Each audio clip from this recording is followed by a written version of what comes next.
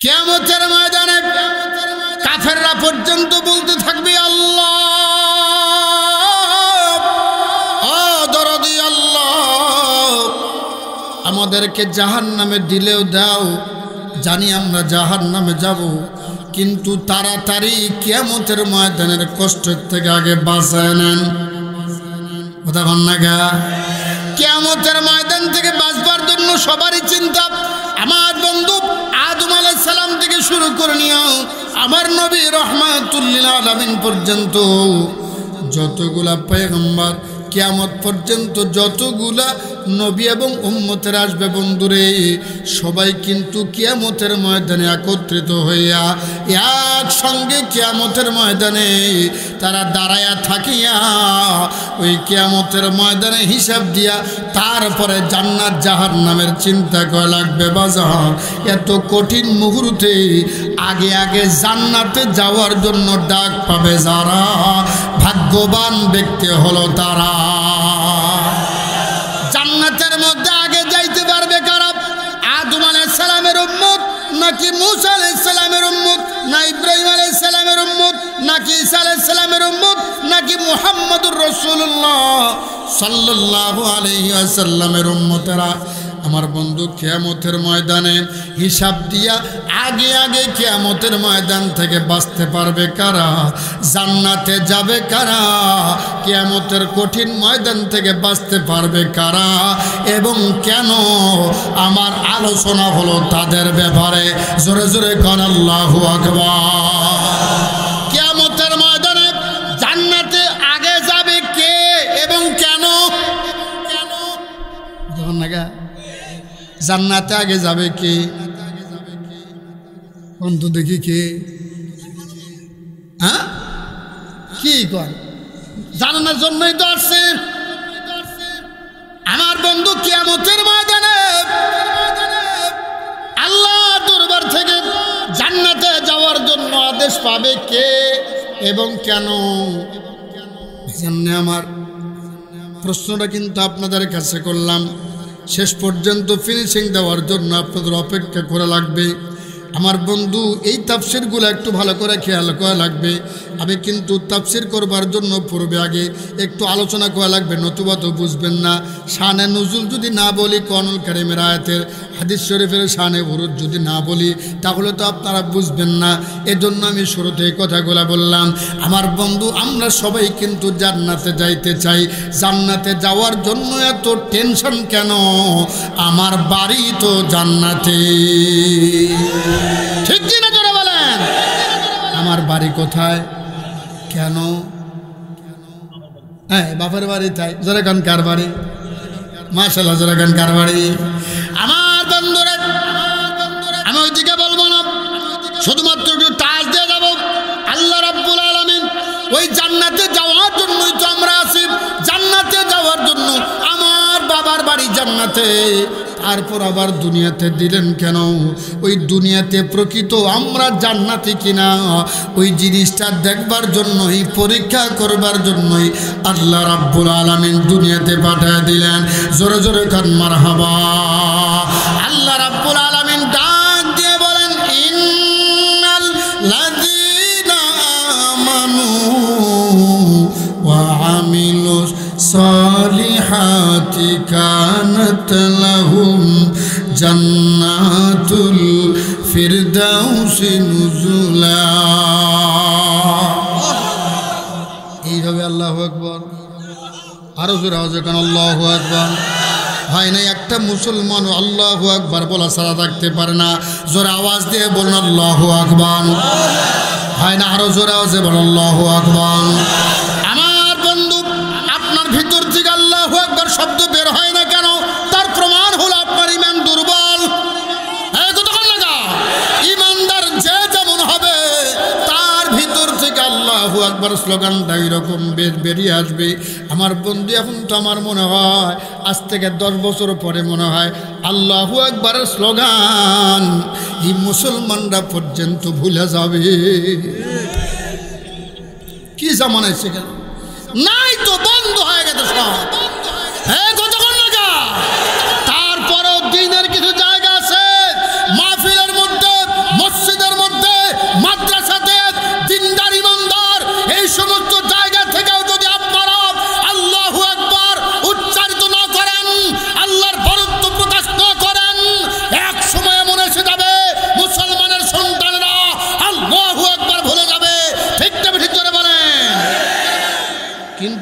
কথাই তো ভুলে গেছি, এখানেই তো বলছি না, বাহিরে তো নাই।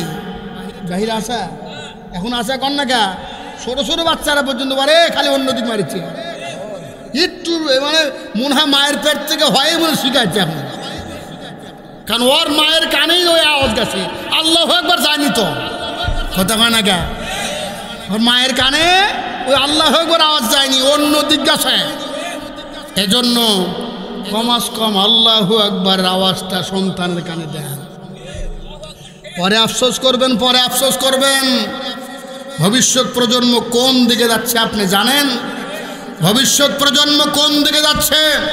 আজকে আপনি আপনার সন্তানকে স্কুল কলেজ ভার্সিটিতে পড়াচ্ছেন, পড়ান, কোনো আপত্তি নাই, কিন্তু প্রাথমিক শিক্ষা আপনি যদি কোরআনের শিক্ষা না দেন, আপনার সন্তান আপনাকেই ভুলে যাবে। সে মনে করবে দুনিয়ায় তার বাপ ছিল না, ও বান্দরের পেট থেকে হসে। ঠিক কিনা জোরে বলেন? দেশের শিক্ষা ব্যবস্থায় তো এইরকমই আছে, কিন্তু শিক্ষা ব্যবস্থার পরিবর্তন হয় কখন? ওলামায়ে কেরাম সচেতন করে যখন, কতক্ষণ নাগা। তারপরেও তো আলেম ওলামার দাম আপনাদের কাছে নেই। সব জিনিসের দাম আছে, আলেমের দাম নাই। আলেমের দাম থাকলে এই মুষ্টি তুলে বেতন দেওয়া লাগতো ভাই। হ্যাঁ, কি কন হুজুর? নিজের বেটার জন্য জমি বিক্রি করে বা, কিন্তু আলেম নবীর ওয়ারিস, নিজের ওয়ারিসের জন্য জমি বিক্রি করে, চাকরি দেয়। আর আলেম নবীর ওয়ারিস, যদি বলি কার ওয়ারিসের দাম বেশি গো নবীর ওয়ারিসের, কিন্তু নবীর ওয়ারিসের বেতন দিতে মুষ্টি তুলে। বাজান্নে আমার কি বলবো, আমি কোন কথা বলবো, যেই দিকে বলবো বন্ধু ওই দিকেই তো আমার সমস্যা। কথা বললেও সমস্যা, না বললেও সমস্যা। কথা বললে পারে আমার হ্যান্ডকাপ লেগে যাবে, আর না বললে জাহান্নামের আসামি হওয়া লাগবে। আল্লাহ বলবো কি, ও মাওলা বলবো কি, বলবো কি বলতে পারি না, না বলিলেও মোরা ক্ষমা পাইব না। ঠিক কিনা জোরে বলেন? আল্লাহ বলবো কি, ও মাওলা বলবো কি, বলবো কি বলতে পারি না, না বলিলেও মোরা ক্ষমা পাইব না। লিল্লাহি তাকবীর। মুসলমানের রক্ত নিয়ে খেলছে খেলা কত, ইহুদি আর খ্রিস্টানের দালালেরা যত। ঠিক কিনা জোরে বলেন? আর কত রক্ত নিলে মিটবে রে আশা, আর কত রক্ত নিলে মিটবে রে আশা, কবরেতে গেলে তোদের রক্ষা হবে না। ঠিক কিনা জোরে গান? আল্লাহ বলবো কি, ও মাওলা বলবো কি, বলবো কি বলতে পারি না, না বলিলেও মোরা ক্ষমা পাইব না। লিল্লাহি তাকবীর, নারে তাকবীর। বাজান আমার লম্বা করতে পারবো না, গভীর মনোযোগ দিয়ে কথাগুলো শুনবেন। আল্লাহ রাব্বুল আলামিন বলেন, ইন্নাল্লাযীনা আমানু ওয়া আমিলুস সালিহাতি কানাত লাহুম জান্নাতুল ফিরদাউসি নুজুলা। আল্লাহ বলেন, যাদের ভিতরে দুইটা গুণ আছে, আমার বন্ধুরে, এক নাম্বার ইমানদার হবে যারা, আমার বন্ধুরে আমলে সলে করবে যারা, আল্লাহর দরবারে জান্নাতে যাবে তারা। আমার বন্ধু একটু ভালো করে শুনেন, এবার একটু আমন শব্দের তাফসীরটা নেন। রব্বুল আলামিন যত জায়গার মধ্যে আমানু আমানু শব্দ দিয়ে কথা বলেছেন, আমার আল্লাহ রাব্বুল আলামিন আমানু শব্দ দিয়ে কোরআনুল কারীমের মধ্যে যত জায়গায় বলেছেন, আমানু শব্দটা হলো আল্লাহ রাব্বুল আলামিনের মহব্বতের শব্দ, ভালোবাসার শব্দ। বাজান রে, যেমন সন্তানকে নাম না নিয়ে যদি বলা হয় বাবা বাবা বাবা, সন্তান কিন্তু বড় খুশি হয়। আল্লাহ রাব্বুল আলামিন যখন ইমানদার বান্দাদেরকে আমানু শব্দ দিয়ে ডাকেন, ওই আল্লাহ রাব্বুল আলামিন বান্দাকে আপন করার শব্দ দিয়ে আল্লাহ পাক ডেকে নেয়। এখনো পর্যন্ত বুঝেন নাই বন্ধু, একটু ভালো করে খুলে বললে বুঝবেন।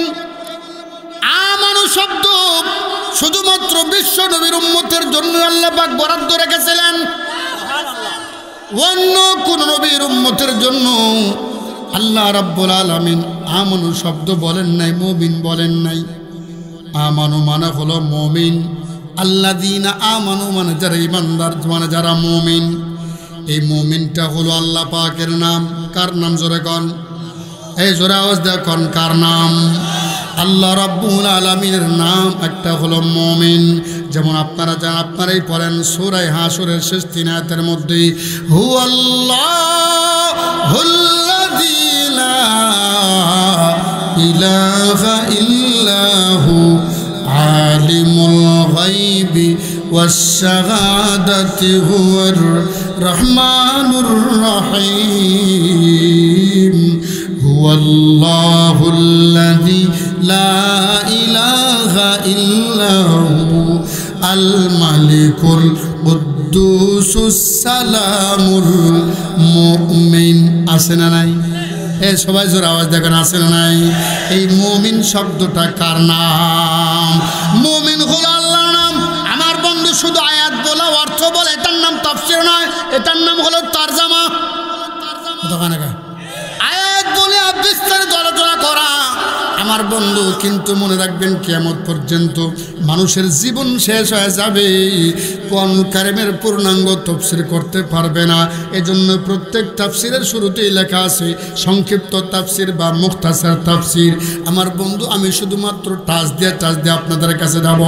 আমার বন্ধু একটু ভালো করে আর শোনেন, মাদ্রাসার তালেব ইলমদের জন্য বড় ফায়দা হবে আল্লাহর নামের সঙ্গে। আমার বন্ধুরে, বিশ্ব নবীর উম্মতের নাম আমার আল্লাহ রাব্বুল আলামিন মিলে দিলেন। অন্যান্য নবীদের উম্মতদেরকে আল্লাহ পাক ডাকতেন, হে মুসার উম্মতেরা, ঈসার উম্মতেরা, নূহের উম্মতেরা, এইরকম নবীর নাম নিয়ে তার উম্মতকে ডাকা হতো। কিন্তু এই নবীর উম্মতদেরকে আল্লাহ রাব্বুল আলামিন কোনো সময় বলেন নাই ইয়া উম্মাতা মুহাম্মদ, এইরকম শব্দ দিয়ে কোথাও রাব্বুল আলামিন বলেন নাই ইয়া উম্মাতা মুসা, ইয়া উম্মাতা ঈসা, ইয়া উম্মাতা ইব্রাহিম, ইয়া উম্মাতা নূহ, এইরকম করিয়া বলা আছে। কিন্তু ইয়া উম্মাতা মুহাম্মদ এইরকম করে কথাও বলা নাই। তার কারণটা কি আমার বন্ধু ভালো করে শুনবেন। শুধুমাত্র এই নবীর উম্মতদেরকে, অন্য নবীর উম্মতদেরকে নবীর নাম নিয়ে তার উম্মতের কথা বলা হয়, কিন্তু এই নবীর উম্মতদেরকে ও নবীর নাম নিয়ে উম্মতের নাম বলা হয় নাই। এই নবীর উম্মতদেরকে রব্বুল আলামিন আদর করিয়া নিজের নামের সাথে নামের মিল দিয়া আল্লাহ রব্বুল আলামিন মুমিন বলিয়া ডাকেন, আমানু শব্দ দিয়া ডাকেন। জোরে জোরে গান মারহাবা। আল্লাহ রাব্বুল আলামিন বলেন ইয়া আইয়ুহাল্লাযীনা আমানু ইসতাঈনু বিস-সাবরি ওয়াস-সালাহ। আমানু আমানু এরকম করে বলতে গেলে শুধুমাত্র আমানুই পাওয়া যাবে বেশি। বাজান্নে আমার কথা লম্বা নয়। আল্লাহর নামের সঙ্গে উম্মতে মুহাম্মাদের নামটা দিলেন কেন? নামের সঙ্গে নামের মিল থাকলে বলা হয়, আপনাদের এলাকা আঞ্চলিক ভাষায় কি বলেন? নামের সাথে নামের মিল থাকলে কি বলেন? হ্যাঁ জোরে বলেন। হ্যাঁ এই তো মিল আছে। নামের সাথে নামের মিল থাকলে বলা হয় মিতাব। হ্যাঁ মুসলমান, মিতায় মিতায় কেমন মিল জানেননি? আপনাদের এই জয়পুর হাটের কোনো ব্যক্তি যদি মনে করেন সৌদি আরবে গেছে হজের জন্য, সেখানে গিয়ে দেখি ওই জায়গার মধ্যে একজন ব্যক্তি খাদেমের সঙ্গে দেখা হলো, তার বাড়িও জয়পুর হাট। এবার যদি দেখা যায় জয়পুর হাটের কোনো ব্যক্তি অসুস্থ হয়ে গেছে হাজী সাহেব, আর খাদেমের সঙ্গে যদি দেখা হয়, খাদেম যদি জানতে পারে কার্ড দেখিয়া যদি দেখতে পারে এই ব্যক্তির বাড়ি হলো জয়পুর হাটে, বলুন তো দেখি ও ইন্ডিয়ার লোককে যেই রকম শ্রদ্ধা করবে আর ভালোবাসবে, জয়পুর হাটের লোকের সঙ্গে তার যদি দেখা হয়ে যায় ভালোবাসা বাড়বে না কমবে? কেন বলল? নিজের জেলার সঙ্গে একটু মহাব্বত আছে, বাস্তবে তারা কিন্তু চিনে না, শুধুমাত্র জেলার সঙ্গে নামের মিল, এই জন্যই তারা আমার বন্ধু ভালোবাসা বেশি দিবে। আমার বন্ধুরে, এবার যদি জয়পুর হাটের মধ্য থেকে আপনাদের সারার পাড়ার লোক সেখানে গিয়ে দেখেন বড় একজন অফিসার, ওর বাড়িও সারার পাড়া, বলুন তো দেখি এই সারার পাড়ার সঙ্গে গ্রামের নামের সঙ্গে মিল থাকার কারণে ভালোবাসা আসে কি আসে না? আর জোরে কেন আসে কি আসে না? আর কোনো কিছু না হলেও কমাস কম বলবে, ভাই এখানে আসো, এক কাপ চা পান করে যাও, ঠিক কিনা জোরে বলেন? আমার বন্ধু, আমি কিন্তু উদাহরণ দিয়ে বুঝাইতেছি, এইরকম করে গ্রামের সঙ্গে গ্রামের মিল থাকলে মোহব্বত লাগে, ভালোবাসা হয়, নামের সঙ্গে নামের মিল থাকলেও ভালোবাসা হয়।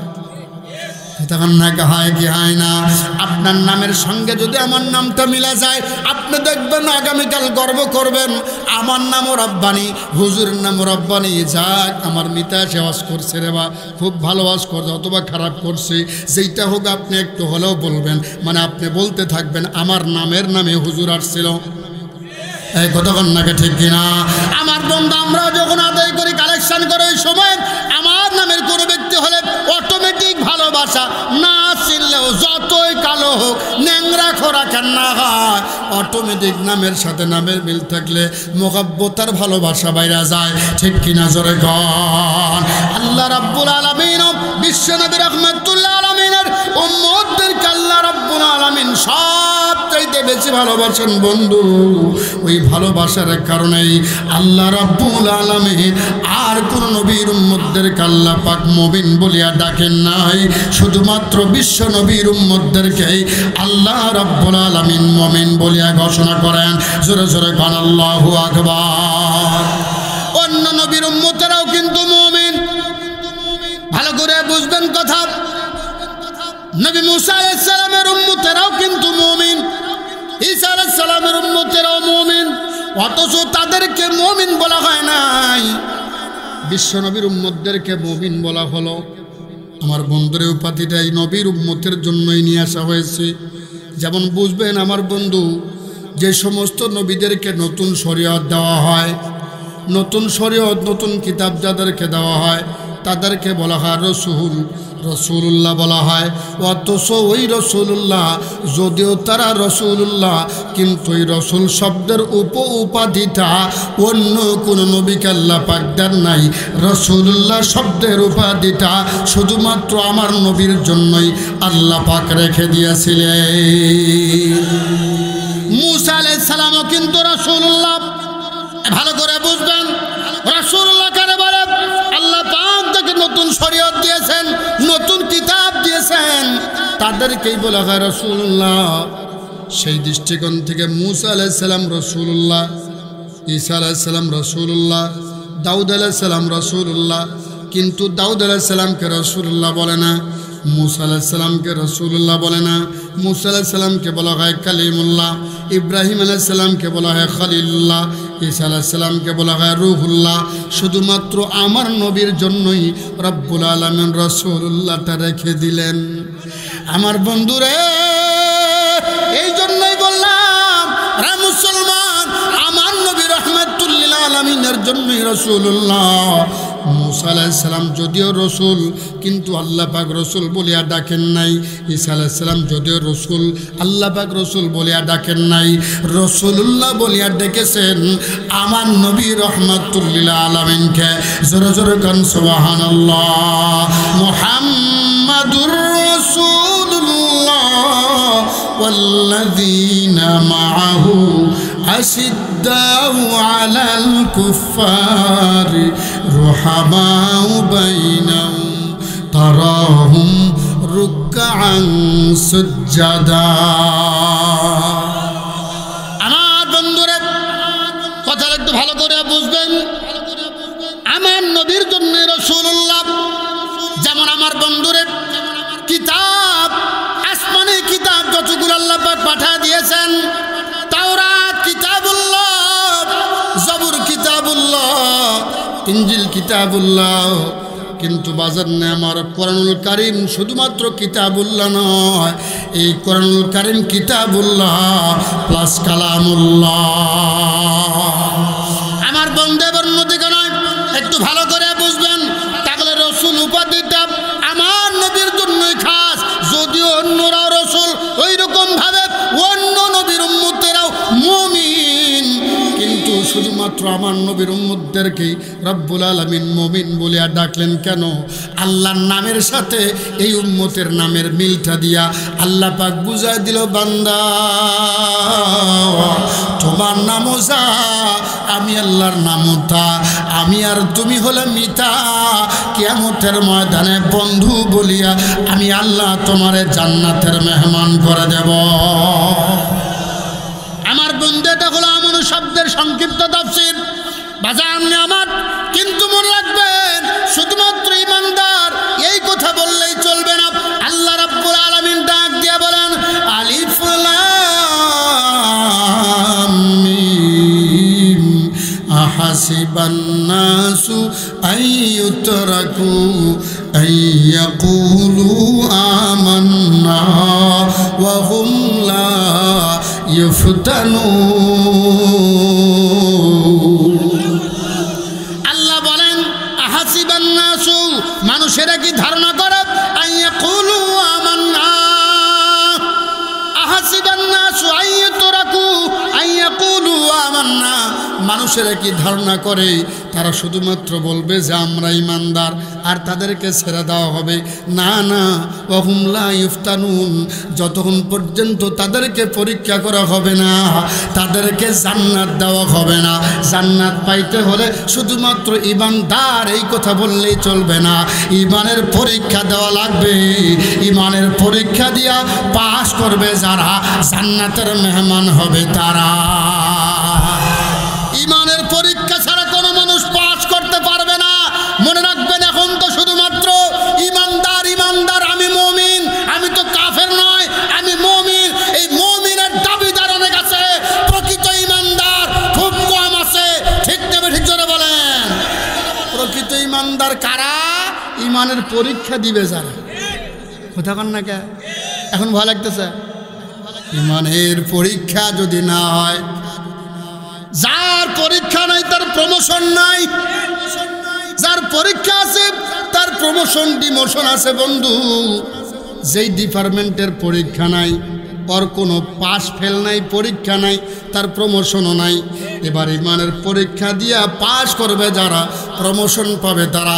আমাদের প্রমোশন হলো জান্নাতে যাওয়া। কিন্তু পরীক্ষা ছাড়া হবে? কতক্ষণ পরীক্ষা ছাড়া হবে? ঈমানের পরীক্ষায় পাস করছে কারা? মনে রাখবেন, ঈমানের পরীক্ষায় ঈমানদার তিন রকম হবে।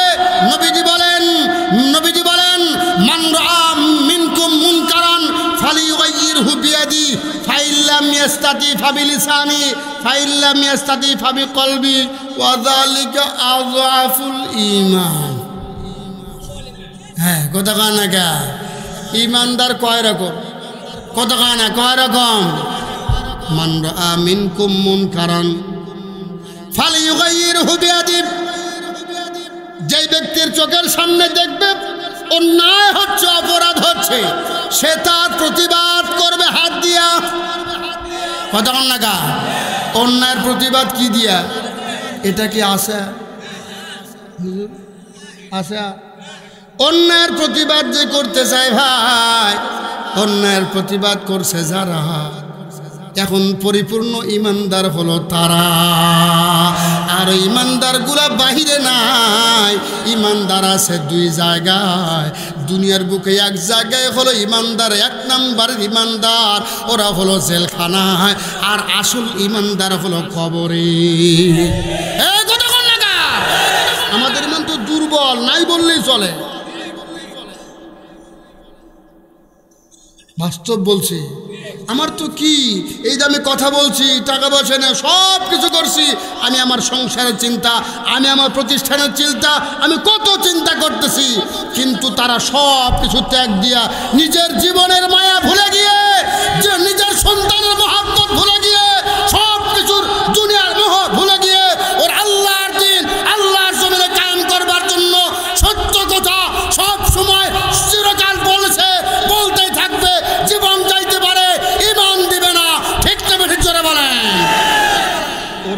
নম্বরের ইমানদার, আর আমাদের একটু নাম্বার ছাড়া। রাগ করতেছেন আপনারা? এখন যদি খালি কই যে পরীক্ষা দেওয়া লাগবে, দেখবেন যে কেউ নাই, এমনি তো নাই। যদি এটাই থাকতো এই লোক খালি এই কজন হইতো? হ্যাঁ, কতক্ষণ না গা বাজান নে আমার। কে বলবেন কোন দিকে? আমার বন্ধুরে, যেজন্য আমি কথা বললাম, এখন তো শুধুমাত্র ইমানের দাবিদার। প্রকৃত ইমানদার কিন্তু আমার বন্ধুরে খুব কম পাওয়া যাবে। ইমানদার কারা, ওই দিকে আমি যদি আবার তাফসীর করতে যাই তো অনেক সময় লেগে যাবে। ইমানদার কারা বন্ধু?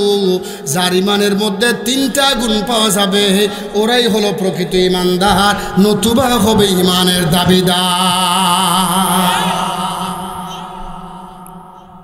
ইমানের 3টা গুণ যদি পাওয়া যায় তবেই হবে ইমানদার, নতুবা ওই 3টা গুণ যদি না পাওয়া যায় তারা হবে ইমানের দাবিদার। আমার বন্ধু, এই জন্য 3টা গুণের মধ্যে প্রথম নাম্বার হলো ইমানের রং থাকা লাগবে। হ্যাঁ মুসলমান, কিন্তু আমার মধ্যে তো ইমানের রং নাই। এখন তো অনেক মানুষ রাগ করবেন বন্ধু, রাগ করলেও করার কিছুই নাই। আমি কিন্তু ইমান নিয়ে তাফসীর করতেছি বাজান রে। ইমানের রং থাকা লাগবে। যার ইমানের রং পাওয়া থাকবে সেই হলো মুমিন ইমানদার। যেমন রং দিয়েই কিন্তু বোঝা যায়, চতুর্দিকে সবুজ, মাঝখানে সূর্যের মতো টকটকে লাল। বুঝছেন আপনারা? আমি তো কই নাই, আমি বাংলাদেশে কই নাই, ভারতও কই নাই, পাকিস্তানও বলি নাই। আমি শুধুমাত্র বলেছি চতুর্দিকে সবুজ, মাঝখানে সূর্যের মতো টকটকে লাল। এই চিহ্নটা দেখলেই, এই রং দেখলেই কিন্তু আপনারা বুঝেন লাল সবুজের বাংলাদেশ। ঠিক কিনা জোরে গান? এটা বুঝলেন কেমনে? আপনার রং দেখিয়া, রং দেখিয়া যদি দেশ চিনা যায়, রং দেখিয়া পতাকা চিনা যায়। ইমানের তো এইরকম রং আছে, ইমানদারের রং আছে। বললাম 3টা জিনিস, ইমানদারের রং, ইমানদারের গন্ধ, ইমানদারের স্বাদ, ইমানের রং, বু মজা। এই 3টা জিনিসের এই সমন্বিত ইমান যার, সেই হলো প্রকৃত ইমানদার। 1 নাম্বার হলো ইমানের রং থাকা লাগবে। যার ইমানের রং পাওয়া যাবে আমার বন্ধু, ওই মানুষ হলো ইমানদার। আর ইমানের রং হলো আমার বন্ধু, মুসলমানের ইমানের রং হলো মাথা থেকে পা পর্যন্ত নবীর সুন্নাত। এটা হলো রং। সুন্নাত নাই, ও ইমানের দাবিদার, ও ইমানদার না। এখন কত দেখি ইমানদার কজন আছেন? হাত দেখান। আপনি দেখেন, আপনি সভাপতি না, আপনি দেখেন একটু, সেই হিসেবে কজন আছেন রে ইমানদার? ইমানের রং কিন্তু আমার মধ্যে নাই। শুধুমাত্র আমার বন্ধু ইমানের রং মাথা থেকে পা পর্যন্ত নবীর সুন্নাত। ওই যে চেহারার দিকে তাকান, ইমানের রং আছে না নাই? এই চেহারার সঙ্গে আপনি তো রংটা মিলান, চতুর্দিকে লাল, মাঝখানে সবুজ যদি লাগান, আর যদি বলেন যে এটা বাংলাদেশের পতাকা, কইসা পিটন, কতক্ষণ নাগা নাকি তাক ভালো করে ছুবে, কতক্ষণ নাগা? চতুর্দিকে লাল লাগায়, মাঝখানে সবুজ দিয়ে যদি জনগণের সামনে বলেন যে বাংলাদেশের পতাকা, মানুষ দুটো কথা বলবে, হয় পাগল না হলে পিটন। তো আপনার মধ্যে ইমানের রং নাই, আর আপনি দাবিদার, আপনি ইমানদার, আপনি বড় ইমানদার। আপনি মসজিদের সভাপতি, আপনি মসজিদের সেক্রেটারি, আপনি অমুক জায়গার সভাপতি, অমুক জায়গার সেক্রেটারি, মাহফিলের সভাপতি, আবার মন্দিরেরও সভাপতি। এই জন্যই তো আপনার অবস্থা এরকম হয়ে গেছে। ঠিক কিনা জোরে গো?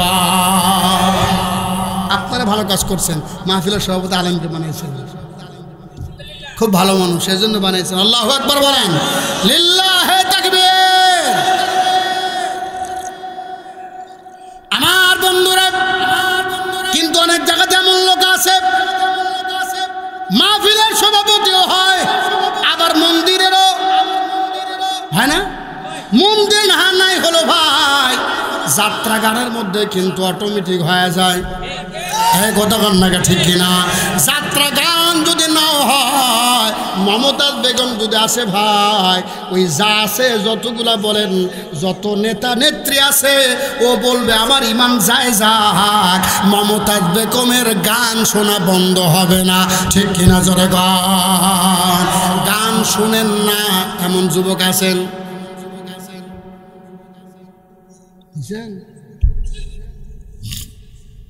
তাহলে আমি কাকে নেওয়াজ করবো? কি ইমান আছে? আমার বন্ধু লম্বা নয়, আমি আপনাদেরকে বোঝানোর জন্য বলছি ভাই, আমি ওই দিকে বললে কথা শেষ করতে পারবো না। আমার বন্ধুরা, আল্লাহ রাব্বুল আলামিন যেহেতু বলেন ইমানদার বান্দা যারা হবে তাদের কিন্তু পরীক্ষা দেওয়া লাগবে। আল্লাহ রাব্বুল আলামিনের জন্যই তো বলেন আল্লাযী খালাকাল মাউতা ওয়াল হায়াতা লিয়াবলুয়াকুম আইয়ুকুম আহসানু আমালা। আল্লাহ বলে আমি আল্লাহ মরণ দিলাম, জীবন দিলাম, মৃত্যু এবং জীবন এই দুইটা জিনিস দিয়েছি কেন? মানুষের পরীক্ষা হবে, এই মরণার জীবনটা দিয়া পরীক্ষা নেব। ওই পরীক্ষার মধ্যে দেখব কোন মানুষ সুন্দর আমল করে, সঠিক আমল করে। সঠিক সুন্দর আমল করবে যারা, এই আমল দিয়া পরীক্ষায় পাস করবে যারা, আল্লাহর দরবারে জান্নাতে যাবে তারা। ঠিক কিনা জোরে কর? আমার বন্ধু, আমি যদি শুধু পরীক্ষার কথা বলি, দেখবেন ভালো করিয়া এবার তাহলে পরীক্ষা নিবে কে? কথা না যখন কে? আল্লাহ পরীক্ষা নিতেছেন। পরীক্ষার্থী কারা? যখন পরীক্ষার্থী কারা? বুকে হাত লাগান না কেন? পরীক্ষার্থী কারা? নাকি আপনি পরীক্ষা দিবেন না? সব হাত লাগান। হ্যাঁ, পরীক্ষা দিবেন কারা? কারা হাত দেখান। হ্যাঁ, লিল্লাহি তাকবীর। যারা পরীক্ষা দেয় ওদের ভয় নেই। কথা কন না কা? যারা দুর্বল নকল করে পাস করবে ওদের ভয় আছে, আর যারা ভালো মতো পড়ছে ওদের পরীক্ষা দিতে ভয় নাই। আমাদের দাম কতটুকু একটু ভালো করে শুনুন। যেহেতু আমি ইমান নিয়ে কথা বলছি বন্ধু, আমাদের দাম কতটুকু বাজান, আমাদের দাম কত বেশি একটু ভালো করে বুঝবেন। আমরা হলাম পরীক্ষার্থী, আর আমার আল্লাহ রাব্বুল আলামিন হলেন পরীক্ষক। আল্লাহ পাক পরীক্ষা নেবেন, আমরা আল্লাহর কাছে পরীক্ষা দিতেছি। এবার বলুন তো দেখি ভাই, আল্লাহ কত বড়? কে রে, কথা কয় না? বুঝেনি মনে হয়? আল্লাহ পাক বড় না ছোট? কেমন বড়? লাইসা কামিসলিহি শাই। আল্লাহ কত বড়? আল্লাহ রাব্বুল আলামিনের ব্যাপার আমার বন্ধু কোনো উদাহরণ দেওয়া যাবে না, কোনো সঙ্গে কোনো মিল নাই। বাজান আমার কথাটা একটু দিল দেয়া শোনেন। আল্লাহ কত বড় আমার বন্ধু আপনার ব্রেন দিয়া বুঝতে পারবেন না। আমার বন্ধুরে লম্বা করতে পারবো না বাজান রে আমার। ওই আল্লাহ রাব্বুল আলামিন আমাদেরকে পরীক্ষা নেবেন। এবার আপনারা বলুন তো দেখি ভাই, এই গ্রামের কোনো ব্যক্তির যদি, সারার পাড়া কোনো ব্যক্তির পরীক্ষা যদি, এই দেশের প্রধানমন্ত্রী যদি পরীক্ষা নেয়, আর সে যদি তার কাছে পরীক্ষা দিবার যায়, যদি নাও পারে, তাও কিন্তু এই পুরো এলাকার মধ্যে মানুষগুলা তাকে দেখার জন্য আসবে, বলবে কি ব্যাপার, তুমি তো পরীক্ষা দিলা প্রধানমন্ত্রীর কাছে। ও তখন এরকম করে কলার নড়াবে আর বলবে আমার কি দাম কম, প্রধানমন্ত্রীর কাছে আমি পরীক্ষা দিয়েছি। ঠিক কিনা জোরে গান? সব লোকগুলো কিন্তু তাকে দেখার জন্য আসবে। আসলে সে পারে নাই, তারপরেও তার দাম এমনি বাড়ে গেছে কেন? ও পরীক্ষা দিয়েছে বড় জনের কাছে, বড় মানুষের কাছে পরীক্ষা দিয়েছে। এই জন্য পরীক্ষার্থী যদিও দুর্বল হয়, তারপরও তার পাওয়ার আর দাম বেড়ে গেছে কেন? পরীক্ষক বড় হওয়ার কারণে। ঠিক কিনা জোরে গান? এবার বলুন তো দেখি, আমার আল্লাহ রাব্বুল আলামিন তো পরীক্ষক, এই দুনিয়ার পচা পরীক্ষকের থেকে বড় না ছোট? আরো জোরে গান। হে মুসলমান, ওই বড় মহান আল্লাহ পাক হল আমাদের পরীক্ষক, আর আমরা হলাম পরীক্ষার্থী। আমরাও তো আমরা নিজেদেরকে গর্বিত মনে করি। আমরা বলি আল্লাহ আমরা বড়, মাবুদ মাওলা আমরা দুর্বল, কিন্তু আমরা বড় মহান আল্লাহর সামনে আমরা পরীক্ষা দিতেছি। আমাদের চাইতে বড় পাওয়ারওয়ালা আর পৃথিবীতে কেউ না। বাজান না আমার এবার আসুন, দুনিয়ার নিজাম অনুযায়ী, সিস্টেম অনুযায়ী পরীক্ষা যখন হয়, পরীক্ষার প্রশ্নপত্রকে আগে আউট হয়, কতক্ষণ না আগে কি আউট হয় না? আগে কিন্তু আউট হয় না। আমার বন্ধুরা, প্রশ্নপত্র আগে যদি আউট করে দেয় তখন দেখবেন ওই প্রশ্ন কিন্তু আবার বাতিল হয়ে যায়। নতুবা যে আউট করেছে এটা যদি প্রকাশ পায় জানে, তার বিরুদ্ধে মামলা হয়ে যাবে। মানে প্রশ্নপত্র আগে আউট করা যায় না। কিন্তু আমার মাবুদ মাওলা কেমন পরীক্ষক জানেননি ভাই? আল্লাহ রাব্বুল আলামিন আগেই প্রশ্ন আউট করে দিয়েছেন। কারণ রব্বুল আলামিন ভালো করে জানেন আল্লাহর বান্দারা ইমানের দিক দিয়ে হবে দুর্বল। আগের থেকে যদি না জানা দেই ওরা পরিপূর্ণভাবে পরীক্ষা দিতে পারবে না। ঠিক কি না জোরে কন? আল্লাহ রাব্বুল আলামিন বলেন, ওয়ালা নাবলুওয়ান্নাকুম বিশাইইম মিনাল খাউফি ওয়াল জু'i ওয়া নাকসিম মিনাল আমওয়ালি ওয়াল আনফুসি ওয়াস সামারাত ওয়া বাশশিরিস সাবিরিন।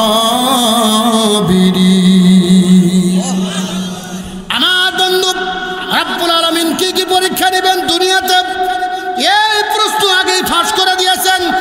কবরে কি প্রশ্ন হবে সেটাও কিন্তু নবীজি আমার বন্ধু উম্মতের সামনে বলে দিয়েছেন। কবরের প্রশ্ন কয়টা? কথা কয় না কা?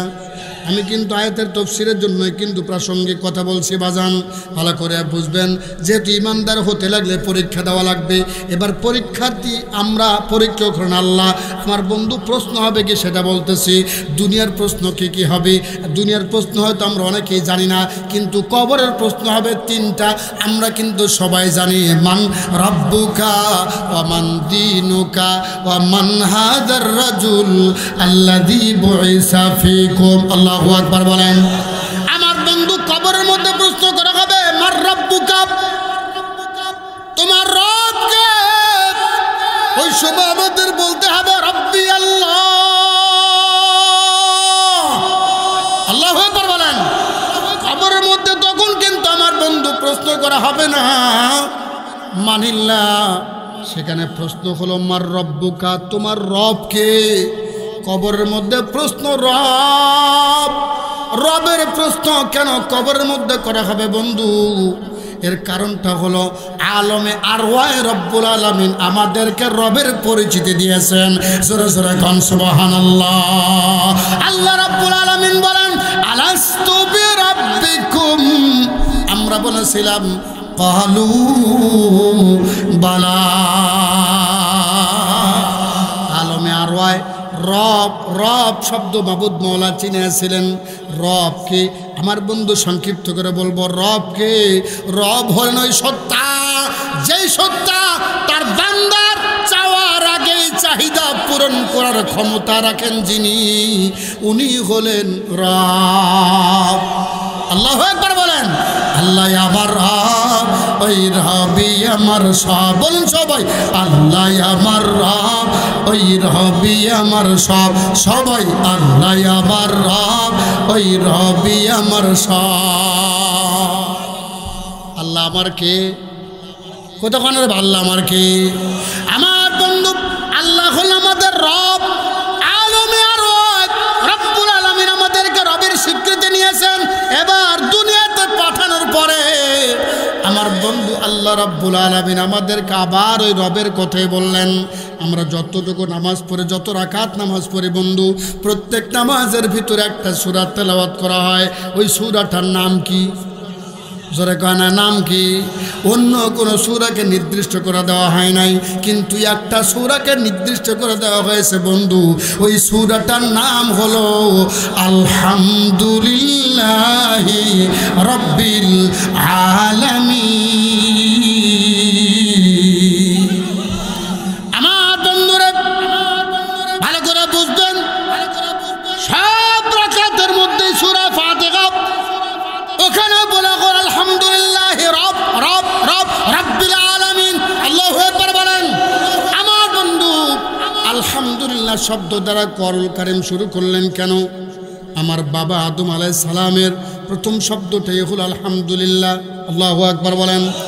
আদম আলাইহিস সালামের ভিতরে রূহ দেওয়ার পরে আমার বন্ধু আদম আলাইহিস সালাম যখন হাসি দিলেন, হাসি দেওয়ার পরে আমার বন্ধু আদম আলাইহিস সালাম বললেন আলহামদুলিল্লাহ। আর একটা কথা ভালো করে মনে রাখেন, সূরা ফাতিহা কেন কোরআনুল কারীমের শুরুতে দেওয়া হয়েছে, আবার উম্মতে মুহাম্মাদের জন্য সূরা ফাতিহার নামাজের মধ্যে ওয়াজিব করা হয়েছে, তার কারণ থেকে আমার বন্ধু শুনেন, ওই আমার বাবা আদম আলাইহিস সালামের প্রথম শব্দটাই হলো আলহামদুলিল্লাহ। কিন্তু এই আলহামদুলিল্লাহ শব্দটা আর অন্য কোনো কিতাবের মধ্যে দেওয়া নাই। আমার বন্ধু শুধুমাত্র রব্বুল আলামিন এই কোরআনুল কারীমের মধ্যে আলহামদুলিল্লাহ শব্দটা রেখে দিলেন উম্মতে মুহাম্মাদের জন্য, ওই আল্লাহর নামের সঙ্গে আল্লাহর মিতা বান্দাদের জন্য। এই জন্য অন্য কোন কিতাবে আলহামদুলিল্লাহ নাই, আমাদের কিতাব কোরআনুল কারীমের মধ্যে শুধু আলহামদুলিল্লাহ। আমার বন্ধুরা, তার কারণটা হলো বাবা আদম আলাইহিস সালাম প্রথম মানুষ। আমার বন্ধুরা, বাবার প্রথম কোথাও যা, শেষ নবীর উম্মতের প্রথম কোথাও হবে তা, বাবার সন্তানের মধ্যে মিল হয়ে যাবে।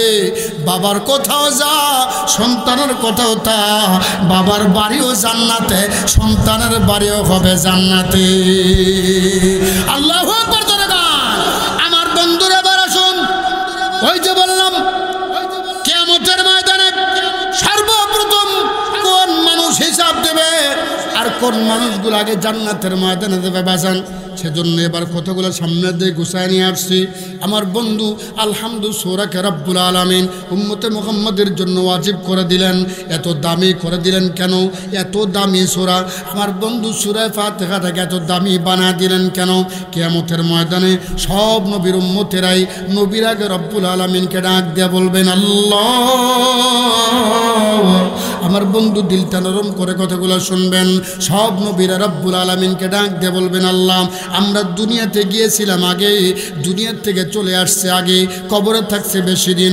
আল্লাহ কিয়ামতের ময়দানে আমরা সবাই তো একসঙ্গেই উঠলাম। ও আল্লাহ, এইরকম তো হবে না, হয়তো আদম আলাইহিস সালামের উম্মতের আগে উঠে থাকবে মুহাম্মদুর রাসূলুল্লাহ সাল্লাল্লাহু আলাইহি ওয়াসাল্লামের উম্মতেরা মনে হয় পরে উঠবে। না না ভাই, সবাই কিন্তু একসঙ্গে কিয়ামতের ময়দানে উঠে যাবে। আমার বন্ধু এবার আদম আলাইহিস সালাম রব্বুল আলামিনকে ডাক দিয়ে বলবেন আল্লাহ, আমার উম্মতেরা দুনিয়াতে গিয়েছিল আগে, কবরে তারা থাকছে বেশি দিন, এরপরে কিয়ামতের ময়দানে আসছে, সুতরাং আল্লাহ আগে আমার উম্মতের হিসাবটা নিয়ে নেওয়া হোক। উম্মতের হিসাবটা আগে নেওয়ার জন্য কেন বলা হবে? কিয়ামতের ময়দানে তো কঠিন ময়দান বন্ধু, যেই ময়দানের মধ্যে মানুষেরা পা ঠিক মতো রাখতে পারবে না, যেখানেই পা রাখবে ওই জায়গাতে আবার বন্ধু উত্তপ্ত হওয়ার কারণে মানুষের পা ঠিক মতো থাকবে না, লাফাইতে থাকবে লাফাইতে থাকবে, কোথাও ভালো কোনো জায়গা পাবে না। আল্লাহ রাব্বুল আলামিনের আরশের ছায়া ছাড়া আর কোনো ছায়া থাকবে না, এমন কঠিন ময়দান। ওই কঠিন মুহূর্তের মধ্যে আমার বন্ধু সবাই চাইবে কিয়ামতের ময়দান থেকে আগে আগে তাড়াতাড়ি বাঁচবার জন্য। আদম আলাইহিস সালাম বলবে আল্লাহ, আমার উম্মতের হিসাবটা একটু তাড়াতাড়ি নিয়ে আনান, আগে আগে নিয়ে আনান। মূসা আলাইহিস সালাম বলবে আল্লাহ, আমার উম্মত অন্য নবীর উম্মতের আগে গেছে, আল্লাহ আমার উম্মতের হিসাবটা তাড়াতাড়ি আগে ব্যবস্থা করে দেন। নূহ আলাইহিস সালাম বলবে আল্লাহ, আমার উম্মতের হিসাবগুলো তাড়াতাড়ি নিয়ে আনান। ঈসা আলাইহিস সালাম বলবে আল্লাহ, আমার উম্মতের হিসাবগুলো তাড়াতাড়ি নিয়ে আনান। সব নবীরা তাদের উম্মতের কথা বলবে, আমার নবী রাহমাতুল লিল আলামিন রব্বুল আলামিনকে ডাক দিয়ে বলবেন আল্লাহ, ও মাবুদ মাওলা দরদি আল্লাহ, আল্লাহ গো আমার উম্মত তো বড় দুর্বল, মাবুদ মাওলা আমার উম্মতের হায়াত বেশি ছিল না, আল্লাহ তাদের যুক্তিতে তাদের দলিলে তাদের হিসাব উম্মতের হিসাবটা আগে হবে। আল্লাহ আমার উম্মত তো গেছে পড়ে, আমার উম্মত তো বড় দুর্বল মাওলা, কিয়ামতের ময়দানের কষ্ট সহ্য করতে পারবে না। আল্লাহ গো এই জন্য আমার উম্মতের হিসাবটা একটু আগে আগে নিয়ে আনেন। আমার বন্ধু সব নবীদের দাবি একটাই, উম্মতের হিসাবটা যেন আগে আগে হয়ে যায়। আমার বন্ধুরে তাদের দলিলে তাদের যুক্তিতে এক একজন নবীর যুক্তিতে আবার বন্ধু এক একজন নবী আগে যাওয়ার দাবিদার বাজানে আমার কিন্তু দেখা যাবে বিশ্ব নবী রহমাতুল লিল আলামিন রব্বুল আলামিনের কুদরতি কদমে সেজদা পড়ে গিয়া আল্লাহ তাআলাকে ডাক দিয়ে বলবেন আল্লাহ, ও ও মাবুদ মাওলা আমার উম্মতের এখন উপায় হবে কি? দরদি আল্লাহ সকল নবীদের উম্মতের এই তো আগে আসছে এবং তার দুনিয়ার থেকে আগে আগে চলে গেছে। আল্লাহ দাবি অনুযায়ী তাদের উম্মতের হিসাবটা আগে হবে, কিন্তু আমার উম্মত দুর্বল হওয়ার কারণে আল্লাহ আমি চাইতেছি আমার উম্মত সহ্য করতে পারবে না, আমার উম্মত বেশি আল্লাহ, এই জন্য আমার উম্মতের হিসাবটা আগে নেওয়া হোক। সব নবীদের দাবি আমার বন্ধুরা, রব্বুল আলামিন তখন ডাক দিয়ে বলবেন, ও পয়গম্বরেরা তোমরা তো সবাই আমার নবী, সবাই আমার পয়গম্বর, কিন্তু আমি আল্লাহ রাব্বুল আলামিন আজকে কিয়ামতের ময়দানে হিসাব নেব কেমনে জানোনি? হিসাব নেব তার আগে দেখব যেই নবীর উম্মতের আমল বেশি নেকি বেশি, ওই নবীর উম্মতের হিসাবটা আগে আগে হয়ে যাবে। আমার বন্ধু এই মুহূর্তের মধ্যে আদম আলাইহিস সালাম রাব্বুল আলামিনকে বলবে, আল্লাহ ঠিক আছে আমার উম্মতের হিসাব আছে। আমার বন্ধু মূসা আলাইহিস সালাম বলবে, আল্লাহ আমার উম্মতের হিসাবটাও তো আছে। রাব্বুল আলামিন বলবেন, ও পয়গম্বরেরা তোমাদের উম্মতের মধ্য থেকে এক একজন সবচাইতে দামি বড় উম্মত যেটা, ইবাদত গুজার উম্মত যেটা, তোমাদের উম্মতের মধ্য থেকে প্রত্যেক নবীদেরকে বলা হবে তোমাদের উম্মতের মধ্য থেকে সবচাইতে বড় ইবাদত গুজার উম্মত যে, সবচাইতে বড় দামি উম্মত যে, ওই দামি উম্মতের ওই উম্মতের আমলনামাটা একটু দিয়া দাও এবং সকল নবীদের সামনে প্রকাশ করিয়া দেওয়া হবে। আদম আলাইহিস সালামকে বলা হবে আদম আলাইহিস সালামের মধ্যে সবচাইতে দামি উম্মতের আমলনামাটা সকল নবীদের সামনে প্রকাশ করানো হবে, উম্মতের সামনে কিন্তু প্রকাশ করানো হবে না। আমার বন্ধু অন্য সকল উম্মতের আমলনামা নেওয়া হবে না, এক একজন শুধুমাত্র উম্মতের আমলনামাটা নেওয়া হবে। আমার বন্ধুরা কিন্তু যেই নবীর একটা উম্মতের আমলনামা যদি বেশি হয়ে যায়, নেকি যদি বেশি হয়ে যায়, ওই নেকি বেশিওয়ালা উম্মতের কারণে ওই নবীর সকল উম্মতের হিসাবটাই আগে আগে হয়ে যাবে। আমার বন্ধু ওই মুহূর্তের মধ্যে আমার বন্ধুরা আদম আলাইহিস সালাম বলার পরে হযরতে মূসা আলাইহিস সালাম, ঈসা আলাইহিস সালাম এইরকম করতে করতে বন্ধু মূসা আলাইহিস সালামের জামানার মধ্যে মূসা আলাইহিস সালামের সবচাইতে বড় উম্মত ইবাদত গুজার উম্মত, ওই উম্মতের আমলনামাটা দেওয়া হবে। ঈসা আলাইহিস সালামের উম্মতের মধ্য থেকে সবচাইতে বড় উম্মতের আমলনামাটা দেওয়া হবে। মূসা আলাইহিস সালাম সকল নবীদের সামনে প্রকাশ করিয়া দেখাইবেন, ঈসা আলাইহিস সালাম সকল নবীদের সামনে প্রকাশ করিয়া দেখাবেন। কিন্তু আল্লাহ রাব্বুল আলামিন আমার নবী রাহমাতুল লিল আলামিনকে ডাক দিয়ে বলবেন, ওগো নবী আমার, ওগো পয়গম্বর, আপনার উম্মতের মধ্য থেকে সবচাইতে দুর্বল উম্মত যেইটা, ওই দুর্বল উম্মতের আমলনামাটা অন্য নবীদের সামনে প্রকাশ করিয়া দাও। এবার নবী আল্লাহ পাককে বলবে, আল্লাহ অঝর নয়নে কাঁদবেন আর ডাক দিয়ে বলবেন, আল্লাহ সব নবীদের উম্মতের মধ্য থেকে শ্রেষ্ঠ উম্মতের আমলনামাটা নেওয়া হলো।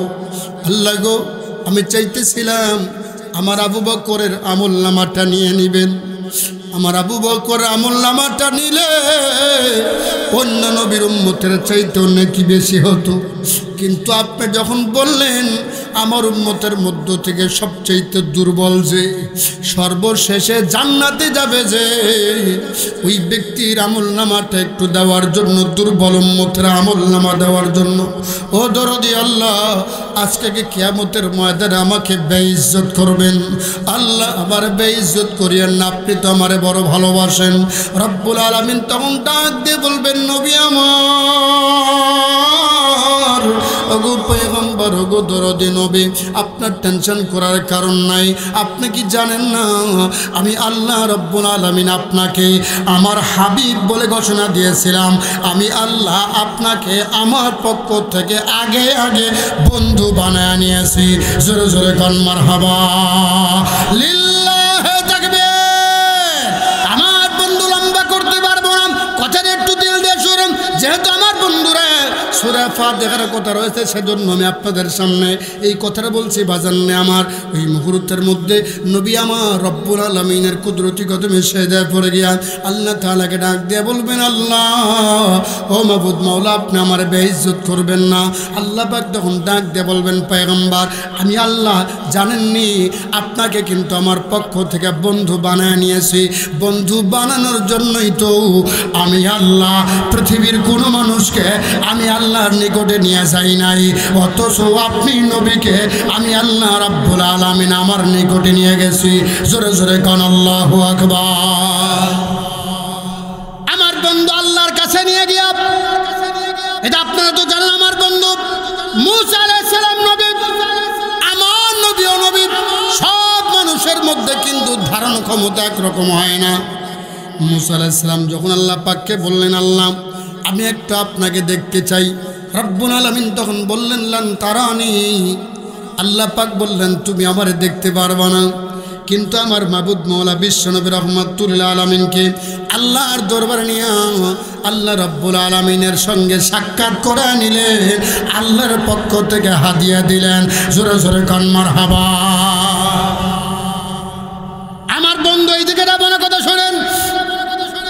এবার বিশ্বনবী রাহমাতুল্লাহ আলামিন রাব্বুল আলামিনকে যখন এরকম করিয়া বললেন, ওই মুহূর্তের মধ্যে আল্লাহ পাক নবীকে বললেন, পয়গম্বর দেন আপনার দুর্বল উম্মতের আমলনামাটা নবীদের সামনে একটু প্রকাশ করিয়া দেন। এবার নবীজি আমার বন্ধু অন্যান্য নবীদেরকে ডাক দিয়ে বলবো, নবীরা আমার এই দুর্বল উম্মতের আমলনামাটা একটু আপনারা দেখেন। আমার নবী কিন্তু নিজের থেকে দেখবেন না, নবীজি মনে করবেন হয়তো ওই নবীর উম্মতের আমলনামাটা দুর্বল, আমলনামার ভিতরে ঠিক মতো নেকি নাই। দুর্বল যেহেতু উম্মত, দুর্বল উম্মত, এই জন্য ভয় পাইবে। আমার বন্ধু বিশ্বনবী রাহমাতুল্লাহ আলামিন মূসা আলাইহিস সালামকে বলবে, ও পয়গম্বর মূসা আমার উম্মতের আমলনামাটা দেখেন। মূসা আলাইহিস সালাম সহ সকল নবীরা, শুধুমাত্র আমার নবী ব্যতীত সকল নবীরা আমলনামাটা দেখবে।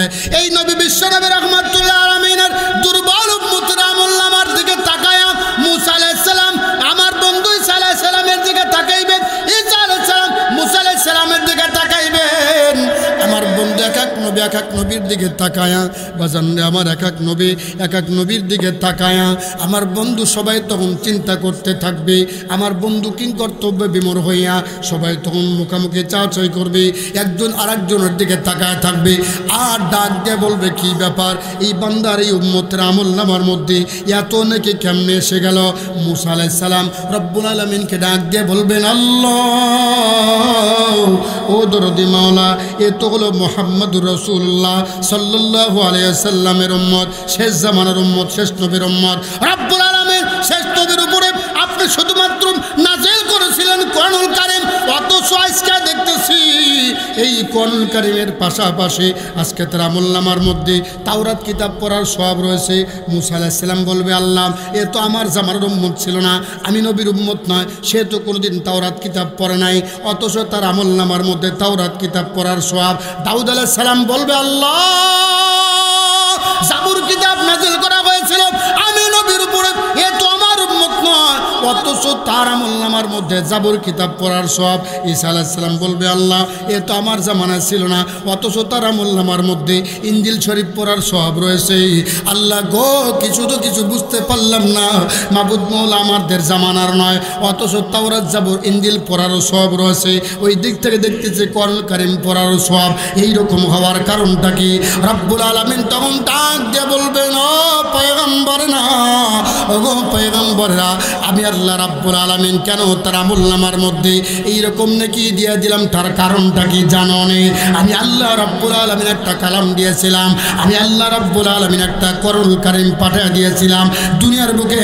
আমি আল্লাহ পাক বলে দিয়েছিলাম, ওই কোরআনুল কারীমের মধ্যে একটা সূরা দিয়েছি, ওই সূরা যেই বান্দা তেলাওয়াত করবে ওই বান্দার আমলনামার মধ্যে সকল আসমানি কিতাব পড়ার সওয়াব আমি আল্লাহ দিয়ে দেব। আমার বন্ধু এবার ওই উম্মতের আমলনামার মধ্যে কেন আসমানি কিতাব তাওরাত জাবুর ইনজিল কিতাব কোরআনুল কারীম পড়ার সওয়াব রয়েছে? আমার বন্ধুরা বিশ্ব নবীর উম্মতের জন্যই রব্বুল আলামিন শুধুমাত্র এই হাদিয়াটা দিয়েছেন। আমার বন্ধু আল্লাহ রব্বুল আলামিন ওই কোরআনুল কারীমের মধ্যে সূরা ফাতিহা দিয়ে দিয়েছেন। সূরা ফাতিহা দিয়া নবী দরবারে যেই বান্দা তেলাওয়াত করবে সকল আসমানি কিতাব পড়ার সওয়াব বান্দার আমলনামার মধ্যে এসে যাবে। এই আল্লাহর বান্দারা, এই জন্যই তো সূরা ফাতিহা যেই বান্দা তেলাওয়াত করে তাওরাত জাবুর ইনজিল সহ কোরআনুল কারীম সহ আমার বন্ধু সকল আসমানি কিতাব পড়ার সওয়াবটা দেয়া দেওয়া হয়। এবার যখন রব্বুল আলামিন ডাক দিয়ে বলবেন, ওগো পয়গম্বররা, এবার তোমাদের উম্মতের মধ্য থেকে এই বিশ্বনবী রহমাতুল্লাহ আলামিনের উম্মতের আমল নামার মধ্যেই তো নেকি বেশি, সুতরাং এই বিশ্বনবীর উম্মতের হিসাবটা আগে আগে নেওয়া হবে। জোরে জোরে কান আল্লাহু আকবার। আমার বন্ধু, তাহলে আমাদের দাম বাড়লো কেন? ওই যে কোরআনুল কারীমের মধ্যে সূরা ফাতিহা একটা রয়েছে বন্ধু, সূরা ফাতিহা।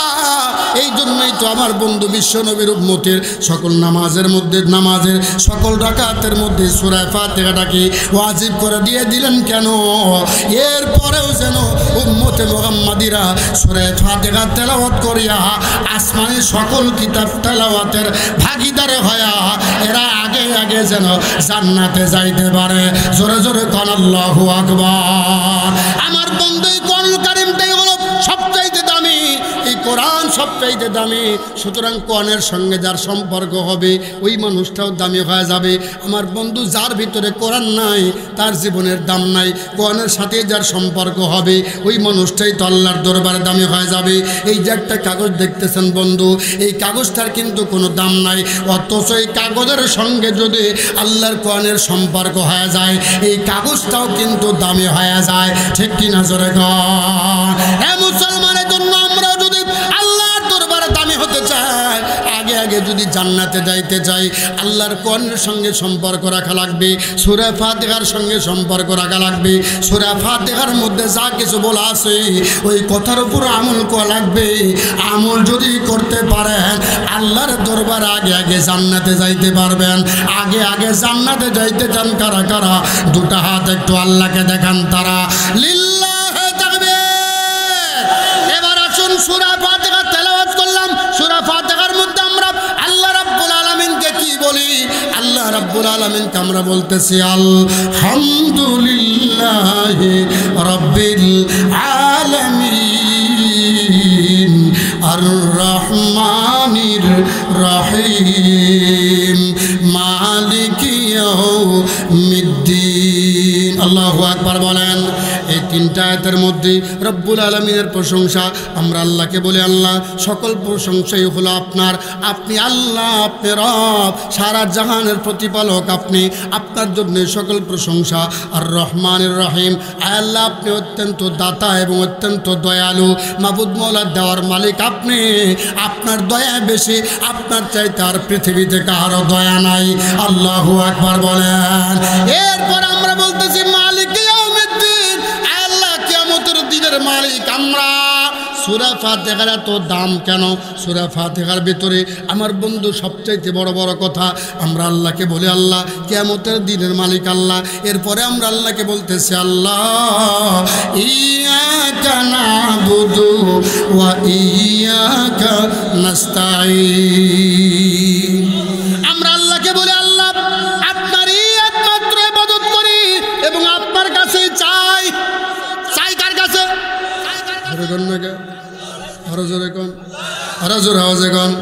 চাওয়া লাগবে কার কাছে? নাকি খাজা বাবার কাছে, নাকি মাজারে গিয়া, না কবরে গিয়া? এ ভাই এখনো বুঝেন না কেন?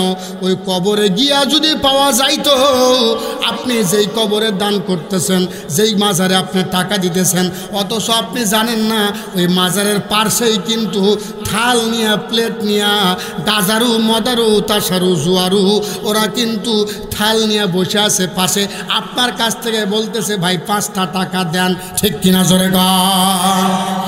ওর মাজার থেকে যদি পাওয়া যাইতো তাহলে ওরা আপনার কাছে চাইলো কেন?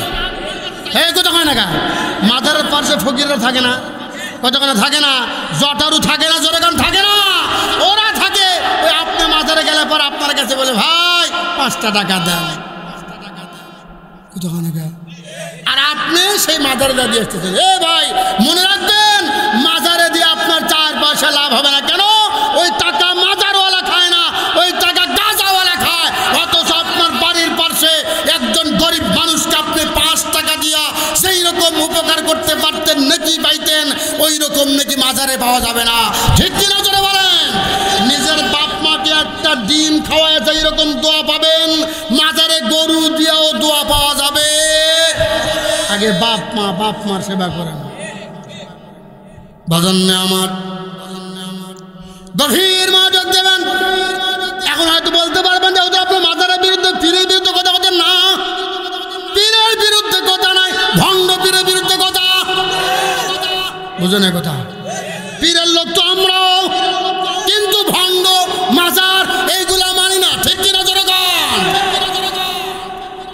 আজকে নিজে আপনি দেখেন যাচাই করিয়া, এই এলাকার ভিতরে যারাই মাজারে যায় দেখবেন তালাশ করিয়া ওরা ওর নিজের বাপ মায়ের সাথে ভালো সম্পর্ক নাই। কথা বল না গা? বাপ মাকে দিন খাওয়াইতে পারে না, মাজারে গরু দাও। ওই রকম গরু সারা জীবন দিলেও কাম হবে না, বাপ মা যদি অসন্তুষ্ট থাকে। ঠিক কিনা জনগণ? বাজান্নে আমার চাইতে হবে কার কাছে? জনগণ কার কাছে? সন্তান দেওয়ার মালিককে, আরো জোড়া দেওয়ার মালিককে। আমার বন্ধু, আপনি নামাজের মধ্যে বললেন আল্লাহ তোমারই একমাত্র ইবাদত করি, আবার তোমার কাছে সাহায্য চাই। এবার নামাজ থেকে বের হইয়া আপনি সাহায্য চাইতেছেন আর একজনের কাছে। মাজারে গিয়া অন্য জায়গা থেকে আপনি সাহায্য চাইলেন। বোঝা গেল আপনি সূরা ফাতিহা এখনো পর্যন্ত বুঝেন নাই। ঠিক কিনা জোরে গান? এরপরে আপনি আবার বলেন আল্লাহ ইহদিনাস সিরাতাল মুস্তাকিম, আয় আল্লাহ আমাকে সঠিক পথ দেখান, সোজা পথ দেখান, সরল পথ দেখান, আল্লাহ আমাকে হেদায়েত দেন। এই কথাটা আপনি বললেন। এরপর আবারও বলতেছেন আল্লাহ সঠিক পথ কোনটা, সোজা পথ কোনটা, নিরাপদ রাস্তা কোনটা। আল্লাহ আপনি আল্লাহকে বলেন আল্লাহ সিরাতাল্লাযীনা আনআমতা আলাইহিম, আল্লাহ যেই রাস্তার উপরে চলিয়া যারা উপকার পেয়েছে, পুরস্কার পেয়েছে, পুরস্কার প্রাপ্ত যারা, তাদের রাস্তাটাই হলো সঠিক রাস্তা, সোজা রাস্তা, সরল পথ। ঠিক কিনা জোরে গান? আমার বন্ধু, এরপর আপনি আল্লাহকে বলতেছেন আল্লাহ আমি তো সঠিক পথ, সরল পথ, সোজা পথ চাইলাম, যারা পুরস্কার পেয়েছে আল্লাহ তাদের পথ আমাকে দেখান। এরপর আপনি বলতেছেন, আমি কিন্তু সংক্ষিপ্ত করে বলছি, এরপর আপনি আল্লাহকে বলতেছেন আল্লাহ গায়রিল মাগযুবি আলাইহিম ওয়ালাদ-দাল্লিন, ও দরদি আল্লাহ কিন্তু দুইটা গ্রুপের পথ আমাকে দেখাবেন না, দুইটা দলের পথ আমাকে দেখাবেন না। এক নাম্বার যাদের উপর আপনি রাগান্বিত, যাদের উপর আপনি গজব দিয়েছেন, যাদের উপর আপনি রাগান্বিত, মাগযুবি আলাইহিম, আল্লাহ যাদের উপর আপনি রাগান্বিত, মুফাসসিরে কেরামরা লেখেন কাদের উপর রাগান্বিত? ইহুদি জাতির উপর আল্লাহ পাক রাগান্বিত। এরপর আপনি আরেক দলের কথা বললেন ওয়ালাদ-দাল্লিন, আল্লাহ যারা পথভ্রষ্ট, আল্লাহ যারা গোমরাহির উপরে আছে তাদের পথ আমাদেরকে দেখাবেন না। মুফাসসিরে কেরামরা বলেন ওয়ালাদ-দাল্লিন থেকে উদ্দেশ্য হলো নাসারা, খ্রিস্টানেরা। এই দুইটা গ্রুপ থেকে আপনি আল্লাহর কাছে পানা চাইলেন। আল্লাহর কাছে বলতেছেন আল্লাহ ইহুদিদের পথ আমাকে দেখায়েন না, খ্রিস্টানদের পথ আমাদেরকে দেখায়েন না। এই দুইটা পথ না দেখানোর জন্য আপনি আল্লাহর কাছে বললেন, নামাজের মধ্যে বললেন আল্লাহ ইহুদিদের পথ দেখায়েন না, নাসারাদের পথ দেখায়েন না, কিন্তু নামাজের পরে ইহুদিদের সঙ্গেই আমাদের সম্পর্ক বেশি। ঠিক কিনা জোরে কার? নামাজের মধ্যে আপনি বললেন আল্লাহ ইহুদির পথ আমাকে দেখায়েন না, নামাজের পরে আপনার সম্পর্ক ইহুদির সাথেই বেশি। কথা হয় না কে? এ বুঝে না ইহুদির সাথে কীভাবে সম্পর্ক হলো। আপনি মনে করছেন দেশের মানুষদেরকে যদি বলা হয় আপনি ইসরায়েলকে ভালোবাসেন না ফিলিস্তিনকে, ওনারা সবাই বলবে ফিলিস্তিনকে ভালোবাসি, ইসরায়েলকে ভালোবাসি না, ইসরায়েলকে ঘৃণা করি। তখন তাকে যদি বলা হয় ইসরায়েলকে ঘৃণা করেন তাহলে ইসরায়েলের পণ্য ব্যবহার করেন কেন?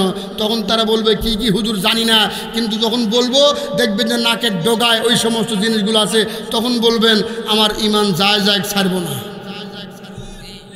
কথা কন না গা? ইমানদার এই যুগের মধ্যেই শেষ, দাজ্জাল আসার আগেই হয়ে যাবে। হ্যাঁ, ইহুদিদের কত পণ্য, মনে রাখবেন ইহুদিদের পণ্য আপনার কাছে বিক্রয় করিয়াম, আপনি সেটা কিনতেছেন, তার 1% লভ্যাংশ ওই ইহুদিরা নিয়ে নেয়। তারা সেটা দিয়ে অস্ত্র ক্রয় করে, সেই অস্ত্র দিয়া আপনার ফিলিস্তিনের মুসলমানদেরকে হত্যা করতেছে। ঠিক কিনা জনগণ? তাহলে পরোক্ষভাবে আপনি ইহুদিদেরকে সহযোগিতা করতেছেন। পেপসি আছে না নাই? কতখানা গা? কোকা কোলা, 7 আপ, মেরিন্ডা, এগুলো আছে না নাই? এগুলো আমার নাকের ডগায় কমল পানীয়। কতখানের ভাই? এইগুলো আমার ছাড়তে হবে। লাইফবয় সাবান, ডাব আছে না? লাইফবয় সাবান আছে না নাই? ডাব আছে না নাই? জনসন, মূল কথা ইউনিলিভার কোম্পানির যতগুলা পণ্য আছে সবগুলাই হলো ইহুদিদের। এই কতক্ষণ লাগা? এজন্য মুসলমান মনে রাখবেন, আমার আপনার ইমানকে সজাগ করতে হবে। সারা বিশ্বের ইহুদি আর নাসারা এই দুইটা গ্রুপ কিন্তু এক। তার কারণ ওরা জানে মুসলমানরা নামাজের প্রত্যেক রাকাতেই ওরা আল্লাহর কাছে বলে, আল্লাহ ইহুদিদের থেকে খ্রিস্টানদের থেকে আমরা পানা চাই, তাদের পথ দেখাও না। আর ওরা চাইতেছে ওদের নামাজ যেন নষ্ট হয়, এজন্য ইহুদিদের পণ্য দিয়া ওদের ইমানকে নষ্ট করা হবে। ঠিক কি নজরে বলেন? এজন্য আমরা আমাদের নামাজ এবং ইমানকে যদি ঠিক রাখতে চাই, ইহুদিদের সাথে সম্পর্ক রাখা যাবে, আর জোরে গান রাখা যাবে। আল্লাহ পাক আমাদের সবাইকে আমল করার তৌফিক দিন, জোরে গান আমিন। মনে রাখবেন, আপনি পাইলেন না কোনো কিছু, তারপরও দরকার নেই। তখন ঠিকই না? আলহামদুলিল্লাহ ভাইজান, আমরা জান্নাতে যেতে চাই কি চাই না? এই ভুলে গেছেন। জোরে গান চাই কি চাই না? আরো জোরে গান চাই কি চাই না? কারা কারা যেতে চান হাত দেখান। লিল্লাহে তাকবীর। জান্নাতে কি এমনি যাওয়া লাগবে নাকি ইমানদার হওয়া লাগবে? কতখানা? কটা গুণ? দুইটা। একটা হলো ইমানদার হওয়া, 2 নম্বর হলো আমলে সালেহ করা। এবার শুধুমাত্র ইমানদার হয়েছি এই কথা বললেই হবে না, আবার ইমানের পরীক্ষা দেওয়া। কতখানা রে বা? ইমানের পরীক্ষা দেওয়া লাগবে কি লাগবে না? এবার দেখি ইমানের পরীক্ষা একটু দেখি। ইমানের পরীক্ষায় পাশ করে কারা একটু যাচাই করবো। ভাই, আমরা আল্লাহর কোরআনকে ভালোবাসি কি বাসি না? হ্যাঁ, জোরে গান বাসি কি বাসি না? আল্লাহর কোরআনকে আমরা ভালোবাসি। এই কোরআনের ভালোবাসায় একটি ইমানের পরীক্ষা যাচাই হবে। এই মজমার মধ্য থেকে বুঝে যাবে কারা প্রকৃত ইমানদার, কারা আল্লাহকে ভালোবাসে, কারা ইসলামকে ভালোবাসে। সব চাইতে মহব্বত আমার আল্লাহকে করতে হবে, অর্থ সম্পদের মহব্বত ত্যাগ করতে হবে। আল্লাহকে ভালোবেসে আল্লাহর দরবার কবুল হতে চাই কারা কারা? আল্লাহকে দুটো হাত দেখান তারা। লিল্লাহে তাকবীর। আরো জোরে নারে তাকবীর। আর একটা আহ্বান আপনাদের সামনে আমি বলি, ভাই মনে রাখবেন, আমার আপনার ইমান নষ্ট করবার জন্য ইহুদি নাসারা তাদের দালালেরা চক্রান্ত করতেছে। আমরা আমাদের ইমানটাকে টিকে রাখবার জন্য, জাগ্রত রাখবার জন্য, আমরা সদা সর্বদাই এদেশে ইসলাম প্রতিষ্ঠা করবার জন্য প্রয়োজনে আমাদের জীবন দেওয়া রাখতে পারে, আমাদের সম্পদ দেওয়া রাখতে পারে, অর্থ সম্পদ, দুনিয়ার মায়া মহব্বত সব কিছু ত্যাগ করতে হবে। এমনও প্রয়োজন হতে পারে সাহাবীওয়ালা জিন্দেগির মতো আমাদের জিন্দেগি গঠন করে রাখতে পারে।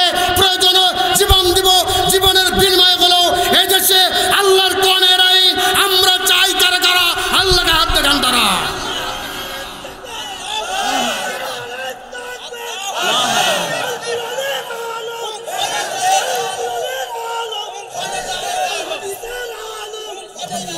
আল্লাহ তুমি হাতগুলো দেখতেছো, আল্লাহ হাতগুলো কবুল করেও তোমার কোরআনের জন্য